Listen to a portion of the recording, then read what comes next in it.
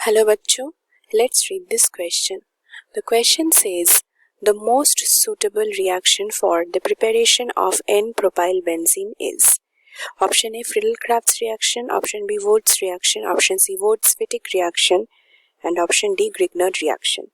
तो हमको यहाँ पे क्वेश्चन में 4 ऑप्शंस दिए गए हैं 4 रिएक्शंस के बारे में और ये इनमें से हमको चूज करना है कि कौन सा रिएक्शन सबसे सूटेबल होगा अगर हम एन प्रोपाइल बेंजीन बनाना चाहते हैं तो इस क्वेश्चन का की कंसेप्ट क्या होगा हम वो देखते हैं। पहले की कंसेप्ट होगा preparation of n propyl benzene. तो एन प्रोपाइल बेंजीन का स्ट्रक्चर क्या है, ये एक बेंजीन रिंग होगा यहाँ पे जिसमें अटैच्ड रहेगा propyl group that is CH2 CH2 CH3। तो यही है हमारा एन प्रोपाइल बेंजीन और प्रोपाइल बेंजीन। तो अगर हम ये प्रिपेयर करना चाहते हैं और हम यूज करें फ्रीडल-क्राफ्ट्स रिएक्शन तो उसे हम लिख रहे हैं FC रिएक्शन बोल के। तो FC रिएक्शन अगर हम यूज कर रहे हैं for preparing n propyl benzene तो हम क्या करेंगे, एक एल्किल हैलाइड लेंगे जो कि यहाँ पे होगा प्रोपाइल ब्रोमाइड सपोज। तो हम लेते हैं CH3 CH2 CH2 Br। तो ये हो गया प्रोपाइल ब्रोमाइड। तो हमने यहाँ पे लिया है एक प्रोपाइल ब्रोमाइड और हम यहाँ पे क्या यूज करेंगे, एनहाइड्रस एल्यूमिनियम क्लोराइड AlCl3। तो इसके साथ हमको यूज करना होगा एक एराइल हैलाइड जो कि होगा क्लोरोबेंजीन। तो ये क्या करेगा, ये एक कार्बोकैटायन फॉर्म करेगा इंटरमीडिएट। यहाँ पे होगा ये CH3 CH2 CH2 और यहाँ पे एक कार्बोकैटायन हुआ। तो ये है एक 1 डिग्री कार्बोकैटायन। तो यहाँ पे आकर ये जो बेंजीन रिंग है वो बैठेगा इस कार्बन पे आकर, पर ये लेस स्टेबल कार्बोकैटायन है तो इसको ये बेंजीन रिंग इस पर आने के बैठने के लिए ये मोर स्टेबल होना चाहिए। तो यहाँ पे क्या होगा, एक हाइड्राइड शिफ्ट होगा, क्योंकि अगर ये हाइड्राइड शिफ्ट होगा तो यहाँ पे जो हाइड्रोजन है एक हाइड्रोजन यहाँ पे आ जाएगा। तो यहाँ पे क्या हो जाएगा, ये एक 2 डिग्री कार्बोकैटायन हो जाएगा जो कि मोर स्टेबल होगा देन 1 डिग्री। तो अब ये बेंजीन रिंग जाकर उस स्टेबल कार्बोकैटायन पर बैठेगा। तो ये क्या स्ट्रक्चर होगा हम देखते हैं, ये हो जाएगा CH3 CH2 CH3 और यहाँ पे ये आ जाएगा। तो ये क्या हो गया, 2 डिग्री कार्बोकैटायन।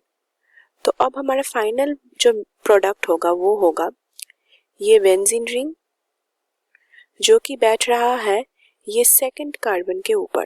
तो यहाँ पे CH3 ग्रुप है और यहाँ पे CH3 ग्रुप है। तो ये हमारा एन प्रोपाइल बेंजीन तो नहीं हुआ, तो ये हमारा स्ट्रक्चर नहीं है, तो ये रिएक्शन हम नहीं यूज कर सकते हैं। फिर हमारा दूसरा रिएक्शन क्या है, वुड्स रिएक्शन।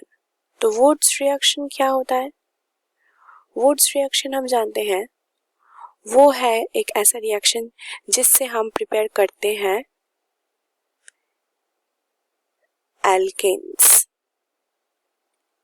तो यहाँ पे दोनों एल्किल हैलाइड यूज होते हैं,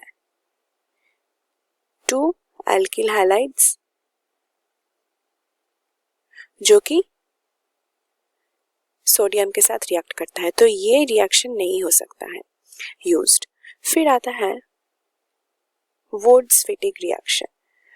तो अब ये वुड्स-विटिग रिएक्शन क्या होगा देखते हैं। वो वुड्स-विटिग रिएक्शन जो है